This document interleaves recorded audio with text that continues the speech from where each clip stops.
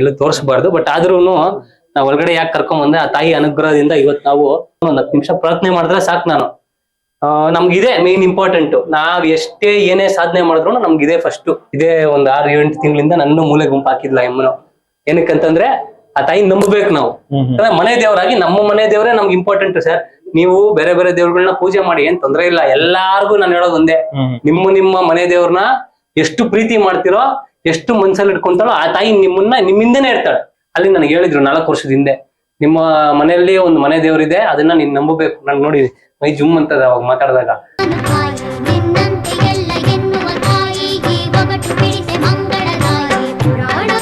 ತಂದೆಯವರು ಡಾಕ್ಟರ್ ರಾಜ್ಕುಮಾರ್ ಅವ್ರನ್ನ ಭೇಟಿ ಮಾಡಿದ ಸಂದರ್ಭ ಇದು. ಹಳೆ ಫೋಟೋ ಇದು. ರೇಂಜರ್ ಆಫೀಸರ್ ಆಗಿದ್ರು ನಮ್ಮ ತಾಯಿಯವರು. ಆಮೇಲೆ ಆ ತಾಯಿ ನಿಮ್ಗೆ ಸಂಚಾರ, ರಾತ್ರಿ ಹೊತ್ತು ಸಂಚಾರ ಆಗ್ತದೆ. 12 ಗಂಟೆ ಮೇಲೆ ನಿಮ್ಗೆ ಸಂಚಾರ ಇರುತ್ತೆ ಇಲ್ಲಿ. ಗಣೇಶೋತ್ಸವಕ್ಕೆ ನಮ್ಮೂರಲ್ಲಿ ಎಲ್ರಿಗೂ ಗೊತ್ತು, ನಾನ್ ದರ್ಶನ್ ಫ್ಯಾನ್ ಅಂತ ಗೊತ್ತು.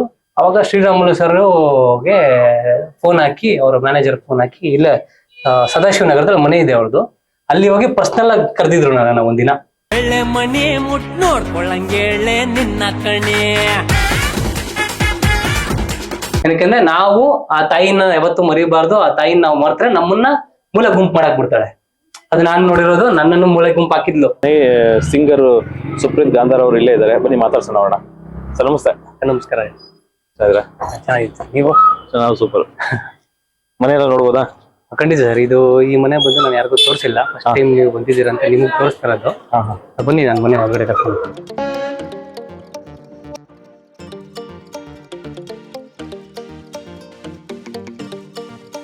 ಇದು ನಮ್ದು 150 ವರ್ಷದ ಹಳೆ ಮನೆ. ನಮ್ಮ ಅಜ್ಜಿಯವರು ಅಂದ್ರೆ ನನಗೆ ಮುತ್ತಜ್ಜಿ ಆಗ್ಬೇಕು. ಅವ್ರು ಕಟ್ಟಿರುವಂತ ಮನೆ ಇದು. ಬಂದು ಲಕ್ಷ್ಮೀ ಮನೆ ಅಂತ ನಾವು ಕರಿತೀವಿ. ನಮ್ಮ ತಂದೆ ತಾಯಿ, ನಮ್ಮ ಅಜ್ಜಿ, ನಮ್ಮ ಅಣ್ಣಂದರು, ನಮ್ಮ ಫ್ಯಾಮಿಲಿ ಎಲ್ಲ ಇದು ನಮ್ಗೆ ಲಕ್ಷ್ಮೀ ಮನೆ. ಯಾಕಂದ್ರೆ ನಾವು ಇಲ್ಲಿ ಬಂದು ಹುಡ್ದಾಗಿಂದ ಇವಾಗವರೆಗೂ ನಮ್ಗೆ ಏನು ತೊಂದರೆಗಳಾಗಿಲ್ಲ, ಆರಾಮಾಗಿದ್ದೀವಿ, ಖುಷಿ. ಅಂದ್ರೆ ಆಗಿನ ಕಾಲದ ಮನೆನೇ ಇವತ್ತು ಶ್ರೇಷ್ಠ ಅಂತ ಕರೀತಾರೆ. ದೊಡ್ಡವರೆಲ್ಲ ಅದನ್ನೇ ಹೇಳ್ತಾರೆ. ಹಿಂದಿನ ಕಾಲದ ಮನೆ ಎಷ್ಟು ಜನ ಇಲ್ಲಿ ಇದಾರೋ ಹಳ್ಳಿಗಳಲ್ಲಿ ನೀವು ಎಲ್ಲೇ ನೋಡ್ಕೊ ಬನ್ನಿ, ಸುಖವಾಗಿರ್ತಾರೆ, ಖುಷಿಯಾಗಿರ್ತಾರೆ, ಹೊಟ್ಟೆ ತುಂಬಾ ಊಟ ಮಾಡ್ತಾರೆ, ಮಲಗ್ತಾರೆ, ನಿದ್ದೆ ಮಾಡ್ತಾರೆ. ಇಲ್ಲಿ ಸಿಟಿ ಇರೋರಿಗೆ ಏನಾಗುತ್ತೆ ಈಗ ಅಂತಂದ್ರೆ ಅವ್ರಿಗೆ ನೂರಾರು ಟೆನ್ಷನ್ಗಳು ಇರ್ತದೆ. ಇನ್ನೊಂದು ಸಾಲ ಬಾಧೆ ಇರ್ಬೋದು, ಮತ್ತೊಂದು ಇರ್ಬೋದು. ನಮ್ಗೇನಂದ್ರೆ ಆ ತಾಯಿ, ನಾವು ರೇಣುಕಾ ಮನೆ ದೇವರಿದೆ, ಅದನ್ನು ನಿಮಗೆ ತೋರಿಸ್ತೀನಿ. ಸೊ ಆ ತಾಯಿ ಅನುಗ್ರಹದಿಂದ ನಾವು ಈ ಮನೇಲಿ ವಾಸವಾಗಿ ಇಷ್ಟು ವರ್ಷ ಆದ್ರೂ ಕೂಡ ಇಡೀ ನೀವು ಬೆಂಗಳೂರಲ್ಲಿ ಹುಡುಕಿದ್ರು ಈ ತರ ಮನೆ ಸಿಗಲ್ಲ. ಬನ್ನಿ ಟ್ರಾವೆಲ್ ಮಾಡಿ ತೋರಿಸ್ತೀನಿ. ಇದು ನಿಮ್ಗೆ ಬಾಗ್ಲು, ಹಳೆ ಕಾಲದ ಬಾಗ್ಲು ಇದು. ನೀವು ಒಳಗಡೆ ಬಂದ್ರೆ ನಿಮ್ಗೆ ಗೊತ್ತಾಗುತ್ತೆ. ಈ ಗೋಡೆಗಳೆಲ್ಲ ನಿಮ್ಗೆ ಎಲ್ಲ ಮಣ್ಣಲ್ಲಿ ಕಟ್ಟಿರೋ ಗೋಡೆಗಳು ಇವೆಲ್ಲ. ಇದು ಹಳೆ ಕಾಲದ ಬೀರು. ಇದು ಈ ಗೋಡೆ ನೀವು ನೋಡ್ಬೋದು ಇಲ್ಲಿ, ಈ ಗೋಡೆ. ಆಮೇಲೆ ಇದು ಅಷ್ಟೇ ಹಳೇದು. ಇದೆಲ್ಲ ನೀವು ನೋಡ್ಬೋದು. ಇವಾಗ ನಾವು ಈ ಶೀಟ್ ಹಾಕಿದೀವಿ ಮುಂದೆ. ಈಗ ಶೀಟ್ ಹಾಕಿರೋದು ಇದು ಹೆಂಚಿತ್ತು ಮುಂಚೆ. ಇದು ಮರಗಳೆಲ್ಲ ಮರದಲ್ಲಿ ಕಟ್ ಮಾಡಿ ಆ ಮರ ಹಾಕಿರೋದು ನಾವು. ಆಮೇಲೆ ಒಳಗಡೆ ಬಂದ್ರೆ ನಿಮ್ಗೆ ಹಳೆ ಮಂಚುಗಳು, ಇದೆಲ್ಲ ಅಟ್ಟ. ನಿಮ್ಗೆ ಅಟ್ಟ, ಹೆಂಚು, ಹಳೆ ಹೆಂಚು. ಅವಾಗ ಏನ್ ಹೆಂಚು ಹಾಕಿದ್ರು ಅದೇ ಹೆಂಚೆ ಈಗ್ಲೂ ಇದೆ. ಚೇಂಜ್ ಮಾಡಿಲ್ಲ, ಏನು ಚೇಂಜ್ ಮಾಡಿಲ್ಲ. ಈ ಗೋಡೆ ಒಂದ್ ಇಲ್ಲಿವರೆಗೂ ಇತ್ತು, ಈಗ ಹೈಟ್ ಮಾಡಿದೀವಿ ಗೋಡೆ. ಯಾಕೆಂದ್ರೆ ಆ ಕಡೆಯಿಂದ ಧೂಳು ಅದು ಇದೆಲ್ಲ ಬರ್ತಿತ್ತು. ಆ ಕಡೆ ಮೊನ್ನೆ ಮಳೆ ಬಂದು ಹೆಂಚು ಬಿದ್ದೋಯ್ತು. ಒಂದು 6 ತಿಂಗಳಾಯ್ತು. ಅದಕ್ಕೆ ನಾವೇನ್ ಮಾಡಿದ್ವಿ, ಗೋಡೆ ಕಟ್ಕೊಂಡ್ವಿ. ಇಷ್ಟೊಂದು.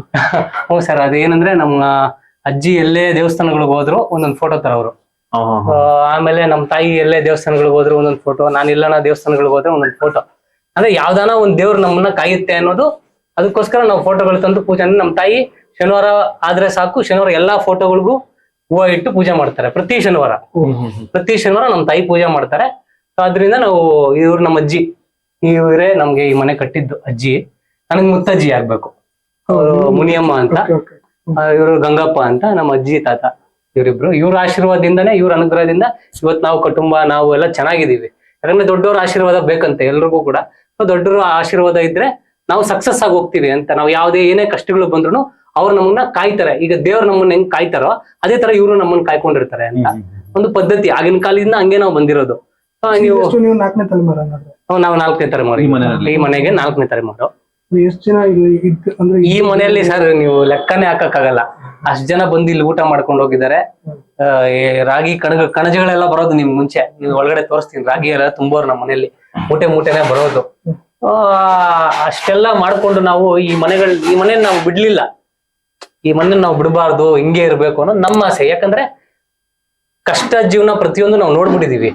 ಇವತ್ತು ನಾವು ಸುಖವಾಗಿರ್ಬೋದು, ಭಗವಂತ ಎಲ್ಲ ಕೊಟ್ಟಿದ್ದಾನೆ, ಎಲ್ಲ ಖುಷಿಯಾಗಿದ್ದೀವಿ. ಏನಕ್ಕೆ ಅಂದ್ರೆ ಇಲ್ಲಿಂದ ನಾವು ಬಂದಿರೋದು ಅನ್ನೋದು ಜನಗಳಿಗೆ ಅದು ರೀಚ್ ಆಗ್ಬೇಕು. ಎಷ್ಟೋ ಜನಗಳಿಗೆ ಗೊತ್ತಾಗಲ್ಲ, ಇವ್ರೆಲ್ಲಿಂದ ಬಂದಿರ್ತಾರೆ, ಇವ್ರೇನ ಅಪಾಯ ಆರಾಮಾಗಿದ್ದಾರೆ ಬಿಡು, ಖುಷಿಯಾಗಿದ್ದಾರೆ ಬಿಡು ಅಂತ ಜನ ಮಾತಾಡ್ಕೋತಾರೆ. ಬಟ್ ಆದ್ರೆ ನಾವು ಬಂದಿರೋದು ಇಲ್ಲಿಂದಾನೆ ಅನ್ನೋದು ಜನಗಳಿಗೆ ಗೊತ್ತಾಗ್ಬೇಕು ಅನ್ನೋದಕ್ಕೆ ನಾನು ಈ ಮನೆ ನಿಮ್ಗೆ ತೋರಿಸ್ತಾ ಇದ್ದೀನಿ. ಸರ್ ಇದು ಡಿ ಬಾಸ್ ಫೋಟೋ ಇದೆಯಲ್ಲ, ಯಾವಾಗ? ಸರ್ ಇದು ನಮ್ಮೂರಲ್ಲಿ ಗಣೇಶ ಉತ್ಸವ, ಪುಟ್ಟೇನಹಳ್ಳಿ ಅದ್ದೂರಿ ಗಣೇಶೋತ್ಸವಕ್ಕೆ ನಮ್ಮೂರಲ್ಲಿ ಎಲ್ರಿಗೂ ಗೊತ್ತು, ನಾನು ದರ್ಶನ್ ಫ್ಯಾನ್ ಅಂತ ಗೊತ್ತು. ಜೊತೆಗೇನೆ ದರ್ಶನ್ ಅವ್ರ ಬಗ್ಗೆ ಒಲವು ಇದೆ ಅಂತಾನು ಗೊತ್ತು. ಅವ್ರನ್ನ ಮೀಟ್ ಮಾಡಿದೀನಿ, ಮಾತಾಡಿಸಿದೀನಿ ಅನ್ಬಿಟ್ಟು ನಮ್ಮ ಊರಲ್ಲಿ ನಮ್ಮ ಹುಡುಗರು ನಾವೆಲ್ಲ ಗೋಲಿ ಬುಗ್ರಿ ಎಲ್ಲ ಆಡ್ಕೊಂಡ್ ಬರ್ತಾ ಇದ್ವಿ ಹುಡುಗರು. ರಘು, ರವಿ ಅಂತ ಹುಡುಗರು, ಆ ಹುಡುಗರು ನಮ್ ಗಣೇಶ ಹಬ್ಬಕ್ಕೆ ಕರೆದು, ಇಲ್ಲೇ ಕಾಲೋನಿ ಇದೆ ಪಕ್ಕದಲ್ಲೇ, ಆ ಕಾಲೋನಿಲ್ಲೇ ಕರೆದು ದರ್ಶನ್ ಅವ್ರ ಫೋಟೋ ಹಾಕಿದಾಗ ಇನ್ವಿಟೇಷನ್ ಅಲ್ಲೂ ಫೋಟೋ ಕೊಟ್ರು ನನಗೆ. ಇದೇ ಫೋಟೋ ಹಾಕಿದ್ರು ಇನ್ವಿಟೇಷನ್ ಅಲ್ಲಿ.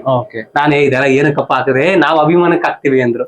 ಹಾಗಾದ್ರೆ ನೀವು ಅಷ್ಟು ಚೆನ್ನಾಗಿದ್ದೀರಾ, ಅವ್ರ ಜೊತೆ ಒಡನಾಟ ಚೆನ್ನಾಗಿ ಇಟ್ಕೊಂಡಿದ್ದೀರಾ ಅಂತ ಅಂದಾಗ, ಅಷ್ಟು ದೊಡ್ಡ ವ್ಯಕ್ತಿನ ನೀವ್ ಹೆಂಗ್ ಸಂಪಾದನೆ ಮಾಡಿದ್ರಿ ಅಂತ ಕೇಳಿದ್ರು ನಮ್ಮೂರಲ್ಲೆಲ್ಲ. ಗೊತ್ತಿಲ್ಲ ಸರ್, ಭಗವಂತನೇ ಪರಿಚಯ ಮಾಡ್ಕೊಟ್ರು ನಮ್ಗೆ. ನಮ್ಮ ತಂದೆ ತಾಯಿ ಆಶೀರ್ವಾದ, ನಮ್ಮ ಅಜ್ಜಿ ತಾತ ಆಶೀರ್ವಾದ ಇಂದಾನೇ ನಾವು ಇವತ್ತು ದರ್ಶನ್ ಸರ್ ಅವರ ಒಲವು ನನಗೆ ಬಹಳ ಇಷ್ಟ ಆಯ್ತು. ಅವ್ರು ನನ್ನ ಕರೆದು ಪ್ರೀತಿಯಿಂದ ಮಾತಾಡಿಸ್ತಾರೆ, ಅದೆಲ್ಲ ಮಾಡ್ತಾರೆ ಅಂದಾಗ ನಮ್ಮ ಏರಿಯಾದಲ್ಲಿ, ನಮ್ಮ ಊರಲ್ಲೆಲ್ಲ, ನಮ್ಮ ಪುಟ್ಟೇನಹಳ್ಳಿ ಅಂತ ಊರಲ್ಲಿ ಎಲ್ಲರೂ ಕೂಡ ಗೊತ್ತು ಇವತ್ತು. ಈ ಹುಡುಗ ಗೋಲಿ ಬುಗ್ರಿ ಆಡ್ಕೊಂಡಿದ್ದವನು, ಏನು ಗೊತ್ತಿಲ್ದಿರೋ ಹುಡುಗ ಇವತ್ತು ಹಾಡಾಡ್ತಾನೆ, ಸಿಂಗರ್ ಆಗಿ ಹಾಡಾಡ್ತಾನೆ, ಬೆಳೆದೇವನೇ ಹುಡುಗ, ನಮ್ಮ ಹುಡುಗ ಅಂತ ಅದೇ ಅವ್ರು ಖುಷಿಯಿಂದ ಮಾತಾಡ್ಕೋತಾರೆ. ಅದೊಂದು ಖುಷಿ. ಅಲ್ಲಿ ಕೊಟ್ಟಿದ್ ಫೋಟೋ ಇದು. ಇದು ಸರ್ ನಾನು ಒಂದು ಸಾಂಗ್ ಮಾಡಿದ್ದೆ, ಅವಾಗ ಶ್ರೀರಾಮುಲು ಸರ್ಗೆ ಫೋನ್ ಹಾಕಿ, ಅವ್ರ ಮ್ಯಾನೇಜರ್ ಫೋನ್ ಹಾಕಿ, ಇಲ್ಲ ಸದಾಶಿವ ನಗರದಲ್ಲಿ ಮನೆ ಇದೆ ಅವ್ರದ್ದು, ಅಲ್ಲಿ ಹೋಗಿ ಪರ್ಸನಲ್ ಆಗಿ ಕರೆದಿದ್ರು ನನ್ನ ಒಂದಿನ. ಕರೆದು ಇದೇ ಒಂದು ಆಯ್ತು, ಕೊರೋನಾ ಮುಂಚೆ ಸರ್ ಇದು. ಅಲ್ಲಿ ಪರ್ಸನಲ್ ಆಗಿ ಕರೆದು ನಂಗೆ ಸಾಂಗ್ ಎಲ್ಲ ಬಿಡುಗಡೆ ಮಾಡ್ಕೊಟ್ರು, ಪೋಸ್ಟರ್ ಲಾಂಚ್ ಮಾಡ್ಕೊಟ್ರು. ಅದೀಗ ನೆಕ್ಸ್ಟ್ ರಿಲೀಸ್ ಮಾಡ್ತೀನಿ, ಒಂದೊಂದೇ ಸಾಂಗ್ ರಿಲೀಸ್ ಆಗುತ್ತೆ. ವೈಟ್ಸ್ ಎಲ್ಲ ಕೊಟ್ಟಿದ್ದಾರೆ. ಅವರು ಕೂಡ ಮಾತಾಡಿದ್ದಾರೆ ದರ್ಶನ್ ಸರ್ ಬಗ್ಗೆ. ಯಾಕಂದ್ರೆ ದರ್ಶನ್ ಸರ್ ಬಗ್ಗೆ ಅವ್ರಿಗೂ ಬಹಳ ಒಲವಿತ್ತು, ಒಲವು ಇವಾಗ್ಲೂ ಇದೆ. ತುಂಬಾ ಚೆನ್ನಾಗಿ ಮಾತಾಡಿದ್ರು, ದರ್ಶನ್ ಸರ್ ಬಗ್ಗೆನೂ ಮಾತಾಡಿದ್ರು. ಅವರು ದರ್ಶನ್ ಸರ್ ಫ್ಯಾನೆ ಅವರು ಕೂಡ ನನ್ಗೆ ಹೇಳಿದ್ದಾರೆ. ಆ ವಿಡಿಯೋದಲ್ಲೂ ಇದೆ ಮಾತಾಡಿರೋದು. ಸೊ ನಾನು ನೆಕ್ಸ್ಟ್ ಹಂಗೆ ಹೇಳ್ಕೊಂಡು ಹೋಗ್ತೀನಿ. ಬಹಳ ಖುಷಿಯಿಂದ ಮಾತಾಡಿದ್ರು. ಅಂದ್ರೆ ಅಷ್ಟು ದೊಡ್ಡ ವ್ಯಕ್ತಿಯವರು ನಮ್ಮನ್ನ ಕರೆದು ಪ್ರೀತಿಯಿಂದ ಮಾತಾಡಿಸ್ತಾರೆ ಅಂದಾಗ ನಮಗ್ ಬಹಳ ಖುಷಿ ಸರ್. ಅದೊಂದು ಇನ್ನೂ ಬಹಳ ಫೋಟೋಗಳಿದೆ, ಬಟ್ ಹಾಕಕ್ ಜಾಗ ಇಲ್ಲ ಅನ್ಬಿಟ್ಟು. ಸರ್ ಇದು ಡಾಕ್ಟರ್ ರಾಜ್ಕುಮಾರ್ ಅವರು, ನಮ್ ತಂದೆಯವರು ಫಾರೆಸ್ಟ್ ಡಿಪಾರ್ಟ್ಮೆಂಟ್ ಅಲ್ಲಿ ಕೆಲಸ ಮಾಡುವಾಗ ಅವ್ರ ಆಫೀಸ್ ಸ್ಟಾಫ್ ಫುಲ್. ಇದು ನಮ್ ತಂದೆಯವರು ಸರ್. ನಮ್ ತಂದೆಯವರು ಡಾಕ್ಟರ್ ರಾಜ್ಕುಮಾರ್ ಅವ್ರನ್ನ ಭೇಟಿ ಮಾಡಿದ ಸಂದರ್ಭ ಇದು. ಹಳೆಯ ಫೋಟೋ ಇದು. ರೇಂಜರ್ ಆಫೀಸರ್ ಆಗಿದ್ರು ನಮ್ ತಾಯಿಯವರು.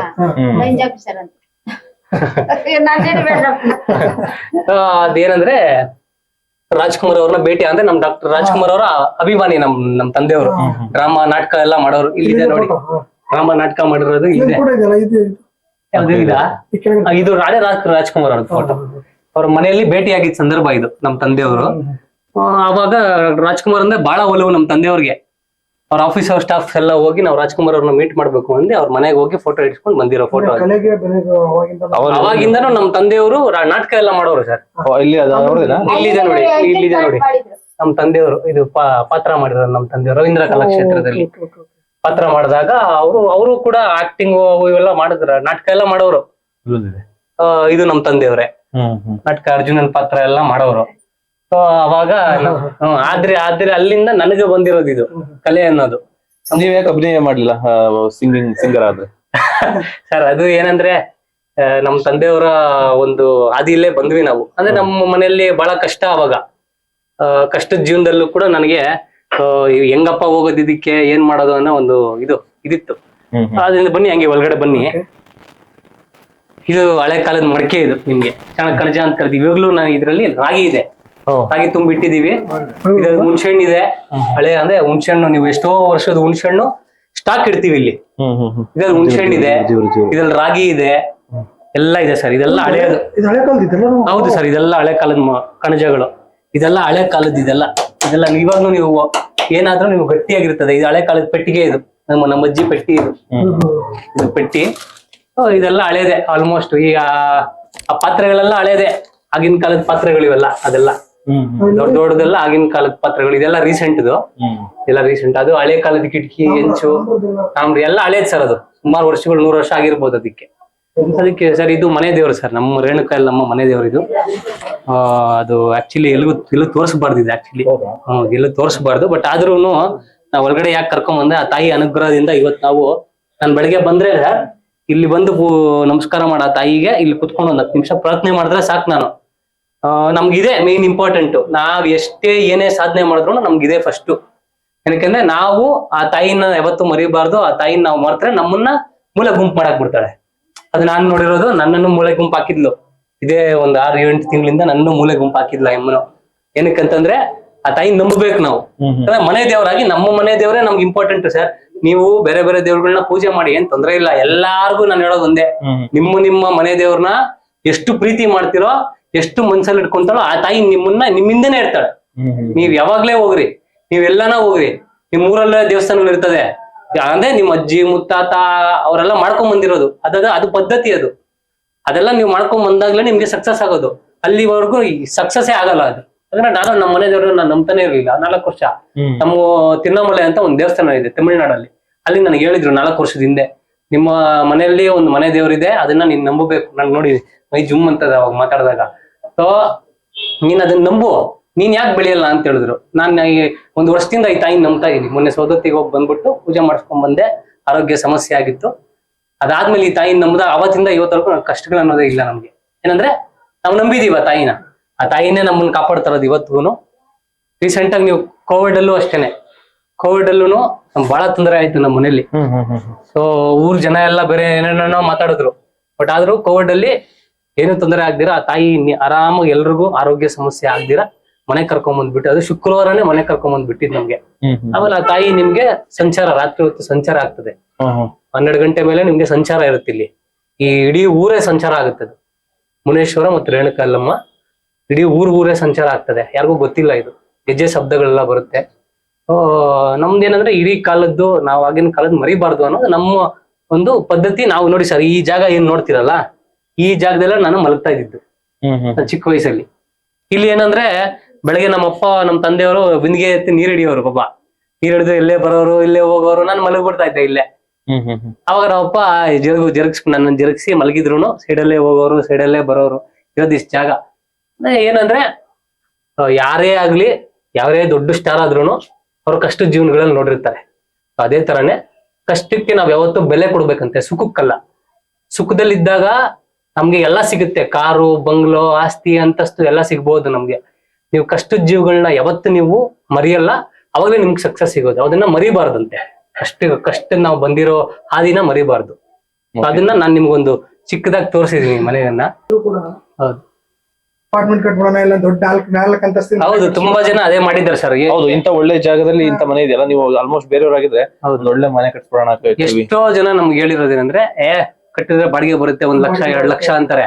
ಬಟ್ ನಮ್ಗೇನು ಅಂತಂದ್ರೆ, ಹಳೆ ಮನೆ ನಾವು ಹೊಡಿಬಾರ್ದು. ನಾವು ಹೊಡೆದ್ರೆ ನಮ್ಗೆ ಆರೋಗ್ಯ ಸಮಸ್ಯೆಗಳಾಗ್ತದೆ. ಯಾರಿಗೂ ಗೊತ್ತಿಲ್ಲ ಇದು. ಎಷ್ಟೋ ಜನಕ್ಕೂ ಗೊತ್ತಿಲ್ಲ. ನೀನ್ 1 ಲಕ್ಷ ದುಡಿದ್ರೆ ನಿಂದ 1 ಲಕ್ಷ ಹಾಸ್ಪಿಟ್ಲಿಗೆ ಹೋಗ್ಬಿಡ್ತಿರ್ತದೆ. ಯಾರಿಗೂ ಗೊತ್ತಿಲ್ಲ ಇದು. ಅಂದ್ರೆ ನಾವು ಅನುಭವಿಸಿದೀವಿ, ಇದೆಲ್ಲ ನಾವು ನೋಡ್ಬಿಟ್ಟಿದೀವಿ, ಕಣ್ಣಾರೆ ನೋಡಿರೋದಿವೆಲ್ಲ. ಸೊ ಆದ್ರಿಂದ ಹಳೆ ಮನೆಗಳು ಯಾರದೇ ಆಗ್ಲಿ, ಹಳೆ ಮನೆ ಅದು ಬೀಳೋವರೆಗೂ ನೀವು ಮುಟ್ಟಬಾರ್ದು ಅದನ್ನ. ಅದು ಇದು ಸತ್ಯವಾದ ಮಾತ. ನಮ್ಮ ಅಜ್ಜಿ ಹೇಳೋರು ಹಳೆ ಕಾಲದಲ್ಲಿ. ನಮ್ಮ ಅಜ್ಜಿ ಯಾವಾಗ್ಲೂ ಏನ್ ಹೇಳೋರು ಅಂದ್ರೆ, ಹಿರಿಯರನ್ನ ಮರಿಬಾರ್ದು, ಹಿರಿಯರು ಮುದ್ದೆ ಮರಿಬಾರ್ದು, ಬಸ್ಸಾರು ಮರಿಬಾರ್ದು, ಜೊತೆಗೆ ನೀನ್ ಬಂದಿದ್ ಹಾದಿ ಮರಿಬಾರ್ದು ಅಂತ ನಮ್ಮ ಅಜ್ಜಿ ಹೇಳೋರು. ಅದಕ್ಕೋಸ್ಕರ ನಾವ್ ಯಾವತ್ತೂ ಅದನ್ನ ಮರ್ತಿಲ್ಲ, ನಾವ್ ಮರೆಯೋದು ಇಲ್ಲ ಸರ್. ನಾವ್ ಎಷ್ಟೇ ದೊಡ್ಡದಾಗ್ ಬೆಳೆದ್ರು ಊರಲ್ಲಿ ಎಲ್ರು ಹೇಳ್ತಾರೆ ನಮ್ಗೆ, ನಿಮ್ಗೇನಪ್ಪಾ ಸೂಪರ್, ನೀವು ಆರಾಮಾಗಿದ್ದೀರಾ, ಖುಷಿ. ಎಲ್ರು ಹೇಳೋದು. ನಮ್ ತಂದೆ ತಾಯಿಗೆ ಬಂದು ಒಂದೇ ಹೇಳ್ತಾರೆ, ಸರ್ ಇಷ್ಟು ವಯಸ್ಸಾಗಿದೆ ನಿಮ್ಗೆ, ಏನ್ ಸರ್ ಆರೋಗ್ಯ ಚೆನ್ನಾಗಿದೆ ನಿಮ್ದು ಅಂತಾರೆ. ಸರ್ ಭಗವಂತ ಕೊಟ್ಟಿರೋದು ನಮ್ಗೆ ಅಂತೀವಿ ನಾವು. ಯಾವತ್ತೂ ಅಷ್ಟೇ. ನಿಮ್ ಮನೆಗ್ ಬಂದ್ಬಿಟ್ಟು ದುಡ್ಡು ಗಿಡ್ಡು ಕೇಳಲ್ಲ ಯಾರು. ಎಷ್ಟ್ ಜನ ಮಕ್ಳು ಅಂತ ಕೇಳ್ತಾರೆ. ಆಮೇಲೆ ನಿಮ್ ಆರೋಗ್ಯ ಹೆಂಗಿದೆ ಅಂತಾನೆ ಕೇಳೋದು. ಯಾರನ್ನ ಆರೋಗ್ಯ ಸಮಸ್ಯೆ ಇದ್ಬಿಟ್ರೆ ಹಾಸ್ಪಿಟ್ಲ್ ಅಲ್ಲಿ ಮಲಗಿರ್ತಾರೆ. ಏನ್ ಹೇಳಿ, ಅವ್ರ ಕಟ್ಟಕ್ ದುಡ್ಡೇ ಇರಲ್ಲ ಸರ್. 1,00,00,000 ರೂಪಾಯಿ ಮನೆ ಇರ್ತದೆ, 10 ಕೋಟಿ ಮನೆ ಕಟ್ಟಿರ್ತಾರೆ, ಆರೋಗ್ಯ ಇರಲ್ಲ ಅವ್ರಿಗೆ. ಬೆಳಗ್ಗೆ ಎದ್ದರೆ ಇನ್ಸುಲಿನ್ 4 ಇಂಜೆಕ್ಷನ್ ಹೊಡಿಬೇಕು ಅವ್ರಿಗೆ. ಬಟ್ ದುಡ್ಡು ಇರ್ತದೆ ಅವ್ರಿಗೆ, ಜಾಬ್ ತುಂಬಾ ದುಡ್ಡು ಇರುತ್ತೆ, ಆರೋಗ್ಯ ಇರಲ್ಲ. ಅದಕ್ಕೆ ಹೇಳೋದು ಹಳೇದು ಮರಿಬಾರ್ದು ಅನ್ನೋದು. ಈ ಹೊಸಾದ್ ಬಂದ ತಕ್ಷಣ ಏನ್ ಮಾಡ್ಬಿಡ್ತಾರೆ ಗೊತ್ತಾ, ಮೆರಿತಾರೆ ಜನ. ಈ ಮೆರಿಯೋದ್ ಫಸ್ಟ್ ನಿಲ್ಲಿಸ್ಬೇಕು. ಸತ್ಯ ಅಂತೆ ನೋಡಿ. ಮೆರಿಯೋದ್ ಯಾವಾಗ ನಿಲ್ಲಿಸ್ತಾರೋ ಭಗವಂತ ಒಳ್ಳೇದ್ ಮಾಡ್ತಾನೆ ಅವ್ರಿಗೆಲ್ಲ. ಮರಿಬಾರ್ದು ಮೆರಿಬಾರ್ದು ಅಷ್ಟೇ ಜೀವನದಲ್ಲಿ, ಇದೆರಡೂ ಮಾಡಬಾರ್ದು. ಯಾರೇ ಆಗ್ಲಿ, ಎಂತ ಕೋಟ್ಯಾಧೀಶ್ವರನೇ ಆಗ್ಲಿ, ಒಂದಲ್ಲ ಒಂದಿನ ಅವನ ಕಷ್ಟ ಬಂದೇ ಬರ್ತದೆ. ಮೂಲೆಯಲ್ಲಿ ಕುತ್ಕೋಬೇಕು ಅವನು. ವಯಸ್ಸಾದ್ಮೇಲೆ ಏನ್ ಮಾಡ್ತಾರೆ ಹೇಳಿ ಸರ್? ಹೌದು. ಈಗ ನಾನು ಇಷ್ಟು ಗಟ್ಟಿಮುಟ್ಟಾಗಿ ನಿಂತ್ಕೊಂಡು ಮಾತಾಡ್ತಾ ಇದೀನಿ, ನನಗೆ ವಯಸ್ಸಿದೆ, ನಾನೊಬ್ಬ ವಯಸ್ಸಾದವನ್ ಆಗೋದ್ರೆ ನಾನು ಮೂಲೆ ಗುಂಪೆ ನಾಳೆ. ಭಗವಂತ ಬೇಗ ಕರ್ಕೊಳ್ಳಲ್ವಂತೆ ಅವ್ರನ್ನ. ಏನಕ್ಕೆ ಅಂದ್ರೆ ಅವ್ರು ಮಾಡಿರೋ ಕರ್ಮ ಅನುಭವಿಸ್ಬೇಕಲ್ಲ ವಯಸ್ಸಾದ್ಮೇಲೆ. ಎಷ್ಟೋ ಜನ ಅಯ್ಯೋ ದೇವ್ರೇ ನನ್ನ ಕರ್ಕೊಂಡ್ಬಿಡಪ್ಪ ಅಂತಾರೆ, ಬಟ್ ಕರ್ಕೊಳಲ್ಲ ಭಗವಂತ. ಯಾಕೆ? ಅವ್ನ್ ಮಾಡಿರೋ ಪಾಪ ಕರ್ಮಗಳು ಅನುಭವಿಸೇ ಹೋಗ್ಬೇಕು ನೀನ್ ಇಲ್ಲಿ. ಯಾರನ್ನೂ ಭಗವಂತ ಬಿಡಲ್ಲ. ಎಷ್ಟೋ ಜನ ಹೇಳ್ತಾರೆ ದೇವ್ರಿಲ್ಲ ಅಂತಾರೆ. ಎಷ್ಟೋ ಜನ ಹೇಳ್ತಾರೆ ನನಗೆ, ನೀವು ಭಗವಂತನ ಫಸ್ಟು ಇಲ್ಲಿಟ್ಕೊಂಡು ಪೂಜೆ ಮಾಡ್ರಿ. ಬರೀ ಬಾಯಲ್ಲಲ್ಲ, ನಾನ್ ಭಗವಂತ, ನನ್ ದೇವ್ರು ಅಂತ ಬರೀ ಬಾಯಲ್ಲಿ ಹೇಳೋದಲ್ಲ, ಇಲ್ಲಿಟ್ಕೊಂಡು ಪೂಜೆ ಮಾಡ್ಬೇಕು. ನೀನ್ ಬರೀ ಬೆಳಗ್ಗೆ ಎದ್ದು ದೇವಸ್ಥಾನಕ್ಕೆ ಹೋಗಿ ಕೈ ಮುಗಿದ್ ಬಿಡೋದು, ಆಮೇಲೆ ಬಂದು ಅಲ್ಕ ಕೆಲಸ ಮಾಡೋದು.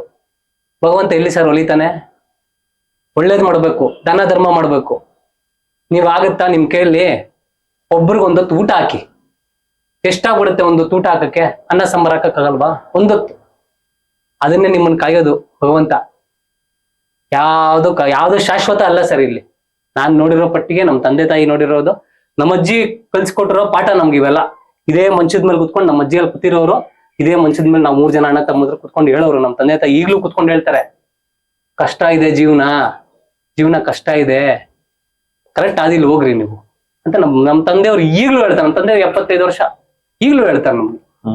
ನಾವ್ ಇಷ್ಟು ದೊಡ್ಡವರಾಗಿ ಕತ್ತೆ ತರ ಬೆಳೆದಿದ್ದೀವಿ ಅಂತ ಬೈತಾರೆ. ಈಗ್ಲೂ ಬೈತಾರೆ ನಮ್ಗೆ. ಏನಕ್ಕೆ ಅಂದ್ರೆ ಅವ್ರ ಅನುಭವ ಸರ್ ಅದು. ನಾವು ಕಾಲೇಜಲ್ಲಿ ಹೋಗಿ ಅಯ್ಯೋ ಬಿಡಮ್ಮ ಅಂತ ಇದ್ವಿ, ಬಟ್ ನಮ್ಗೆ ಇವಾಗ ಅರ್ಥ ಆಗ್ತಾ ಇದೆ ವಾಟ್ ಇಸ್ ಲೈಫ್ ಅಂತ. ಲೈಫ್ ಅಂದ್ರೆ ಏನು, ಜೀವನ ಅಂದ್ರೆ ಏನು ಅನ್ನೋದು ನಮ್ಗೆ ಇವಾಗ ಅರ್ಥ ಆಗ್ತಾ ಇರೋದು ಸರ್.